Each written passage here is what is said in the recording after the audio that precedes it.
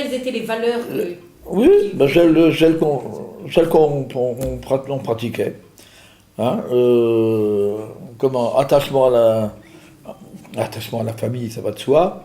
Hein, fidélité aux amis, ça va de soi aussi, parce que vous étiez là quand on recevait nos amis.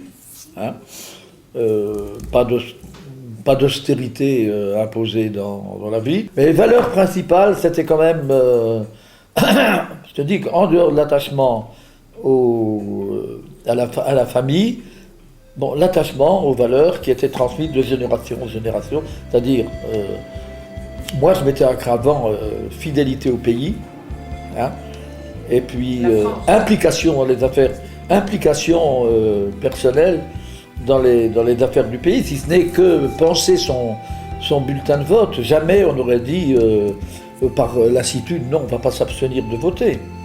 Donc, tout à fait naturellement, vous avez entendu dire quand il y avait des élections, on va voter. Vous les avez entendu dire quand il y avait d'informations, quand on lisait le journal. Hein. Bon, on est pour ceci, on est pour cela, on est pour De Gaulle, on est contre De Gaulle, on est pour Mendès France, etc. Hein. Mais l'éducation, pour moi, je pourrais la résumer en un mot. C'est l'exemple. Dans le passé, au point de vue passif, ce que je pourrais... je me rappelle pas. On ne vous a pas appris à être ambitieux dans le bon sens. Le sens d'arriver à quelque chose. Moi, je voulais surtout que les filles aient quelque chose en main. Je voulais... Pourquoi ? Parce que les filles, en général, n'avaient rien. Je ne pensais pas du tout que les garçons traîneraient ou végéteraient. J'étais très intéressée par les filles. Qu'elles fassent des études, qu'elles aient quelque chose en main. Point de vue travail. Point de vue travail. Oui. Et les garçons, j'y pensais pas. Parce que les garçons, ça allait de soi. Mais moi, je ne faisais pas de distinction entre garçons et filles. Non. Je ne crois pas qu'on a fait, au point de vue éducation, une différence entre... Non, moi j'insistais surtout, je voulais que les filles aient suivi leur chemin. Vous aviez l'impression d'une autorité parentale qui soit difficile à vivre. Moi, je crois que j'étais... Je ne sais pas si j'étais autoritaire, peut-être que j'étais autoritaire avec les enfants, parce que dans la plupart des cas, on n'a jamais eu de problème d'autorité avec les gosses. C'était rarement... Moi, j'étais effrontée. Elle a une fois eu une claque. Ah ça, j'en ai pas... Vous n'avez pas parlé ?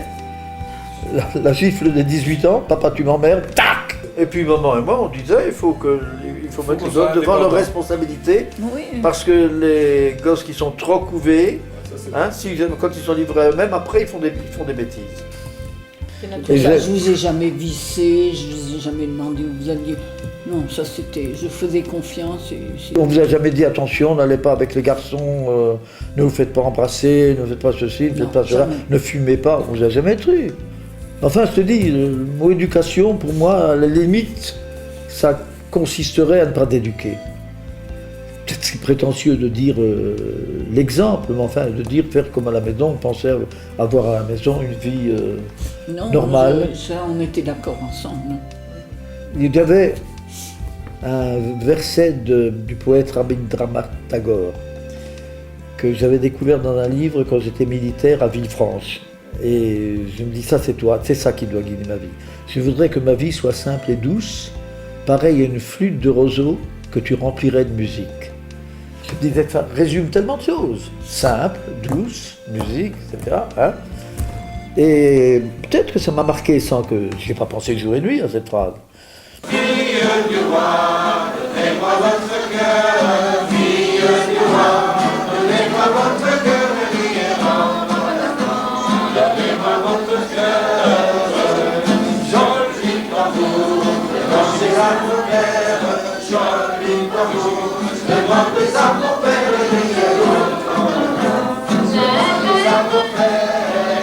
Bon, mon père aimait bien chanter, mais il chantait pas comme ça, stable.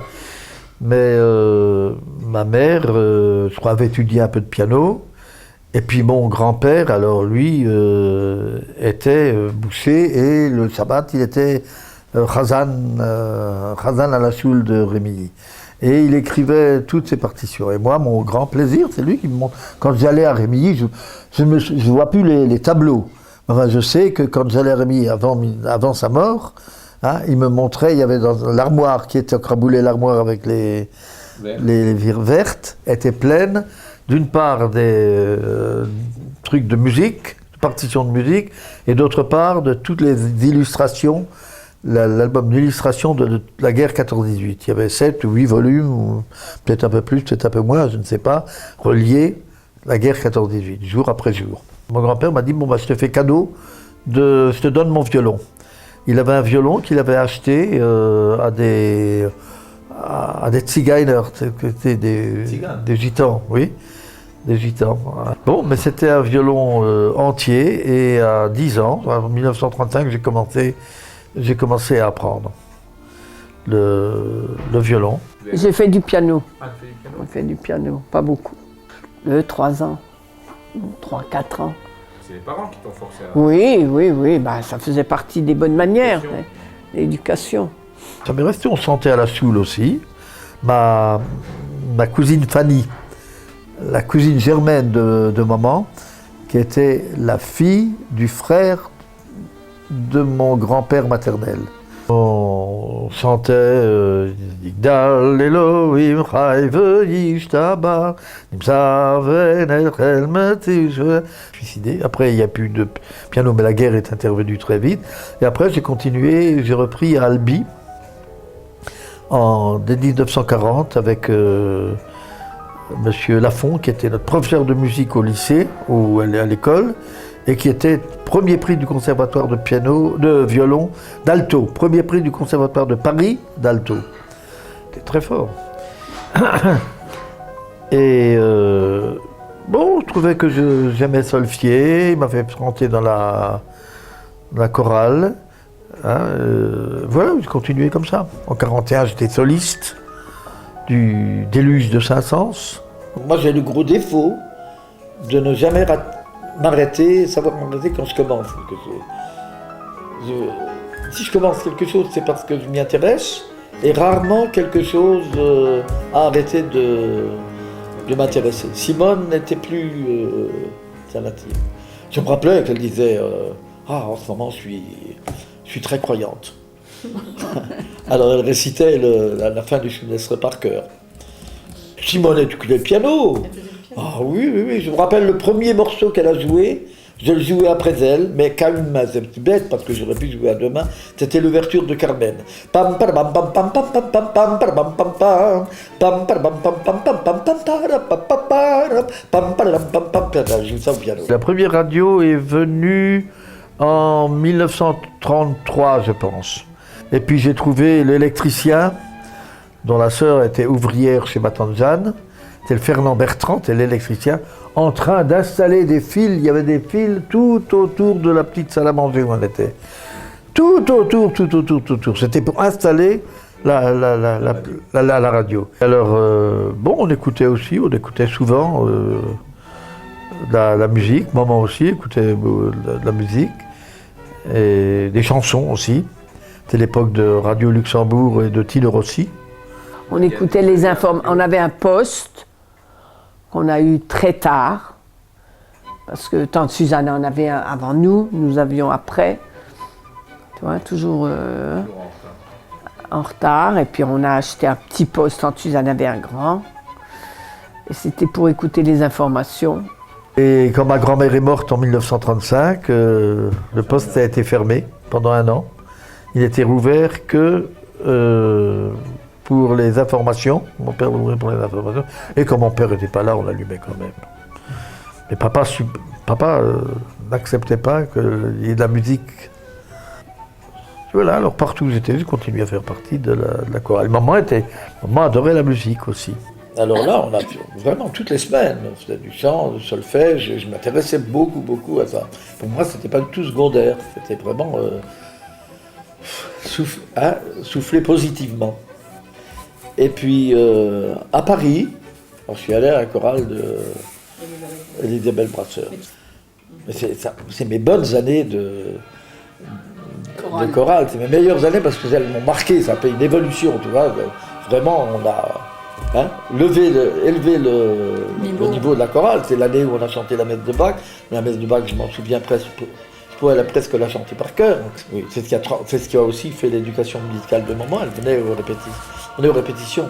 C'était au Conservatoire de Paris. Elle se mettait dans la salle au dernier rang. Elle écoutait.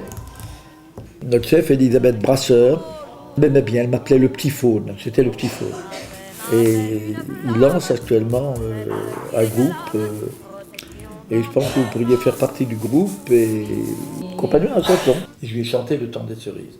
Ah, qu'il est bien doux, le temps des cerises, où l'on s'en va de cueillir en rêvant des pendants d'oreilles. J'ai chanté ça. Écoute, je fais partie de la chorale C'était exactement comme ici. Je connaissais pas les noms, je m'intéressais pas aux noms. J'arrivais au moment de la répétition, je repartais après, comme à Mignane. Je connais pas du tout les gens qui participent au Mignane, je connais pas. Après, c'était les compagnons de la chanson. Village, chante. mais je peux pas. Village au fond de la vallée, calme et gare. Et puis c'était pas nous on faisait l'accompagnement. Boum, boum, boum. Bon, et alors après ça a continué. Mon premier souci, chaque fois que vous allez, il y a une chorale. À Bordeaux, il y a une chorale, qui c'est la chorale à Compiègne, le niveau était relativement parce que j'étais soliste d'une cantate. J'ai gardé la cassette. Alors, tu vois que on n'a pas beaucoup de moyens, de moyens financiers, naturellement. Mais la chorale des vieux, je suis plus nécessaire à la chorale des vieux. Je suis content qu'ils me gardent à la chorale Caberit. Alléluia, Alléluia, Alléluia, el becocho, pam, da da da, bim bam bam, bim bam bam, pam, Alléluia, pam bam bam, da da da, pam bam bam. Je ne plus de ça. Tu vois, je ne vais pas pouvoir chanter, ça veut dire, hein. ילדים מנוחדים, אם הם שומעים את זה, והוא היה במקהלה, ממש עם קול כאלה. וידבר אדוני משה לאמור, דבר אל בני ישראל, ויתנו לי תרומה מאת כל איש אשר עד היום זה אבא כתב את התווים של הפרשה של גיל, כדי שאני אלווה אותו בפסנתר ואני אעבוד איתו במשך השבוע שהוא לא נמצא. toi, Annie. Quelle est l'éducation musicale que tu as donnée aux enfants? Classique. Brigitte, lambda, psanter. À partir de quel âge Fanny aussi. Isabelle, non, elle n'avait jamais voulu. Elle a fait de la danse. Elle a fait de la danse. La danse, ah oui, c'est ça. C'est ça. Isabelle, je crois qu'elle était comme sa mère, elle avait conscience qu'elle chantait pas juste. Mais elle n'était pas bonne musicienne. Et pourtant, elle s'intéresse à la musique classique. Gilles a fait de la flûte. Et pourtant, il chantait faux. Et il chantait faux. Mais il chantait faux surtout quand quelqu'un l'écoute. Et il adore la musique. Il aime beaucoup la musique. Ouais. Et Charles a fait du violon. Le problème, c'est pas que aujourd'hui tous les enfants reçoivent une éducation musicale. Le problème, là où on a eu de la chance, c'est que tout le monde continue à s'intéresser à la musique classique. Moi, mes enfants, alors que la génération suivante, pas du tout. Oui, je pense, je sais plus ce que je leur disais ce qu'on disait pour les encourager. Mais ça fait partie d'un patrimoine culturel, oui, c'est vrai, elle se rappelle. On chantait beaucoup. Dans l'auto, on chantait tout le temps. Les cloches les mots tellement si doux font clic-clic, font clic-clic, font clic-clic toujours. Les yeux s'enflairent comme les autres tombent comme les canons. Font clic-clic, font clic-clic, font clic-clic toujours. Les yeux s'enflairent comme les autres tombent comme les canons. Font clic-clic, font clic-clic, font clic-clic toujours. Au loin dans les prés fleurissent dans le carillon. Ding dong, ding toujours dong. Les cloches de Harlem montent tellement si doux font clic-clic, font clic-clic, font clic-clic toujours. פעם הראשונה שזה הולך. 40 שנה הוא ניסה. c'est la même chose. C'est la même chose. Non seulement on a dit aux enfants, il faut faire du piano, il faut faire ceci, il faut faire cela, mais on allait au concert, hein, on vivait quand même avec les enfants, sans la dans une ambiance plutôt musicale. Donc, les enfants... Des disques. Puissant, On entend que le vent, on ne voit que le ciel, et on entend que le soleil. En 1954, j'étais très patriote de droite, nationaliste. Et 1954, c'est l'année de Dien Bien Phu, hein, où la France a joué son va-tout en Indochine. Et alors c'était une des stations, vous savez, je faisais la Haute-Marne, comme département à Haute-Marne. J'avais mon copain que j'avais rencontré à Bordeaux, Jacques Mathieu l'aveugle. Et alors en mai 1954, je me trouvais à Chaumont, au moment de la bataille de Dien Bien Phu.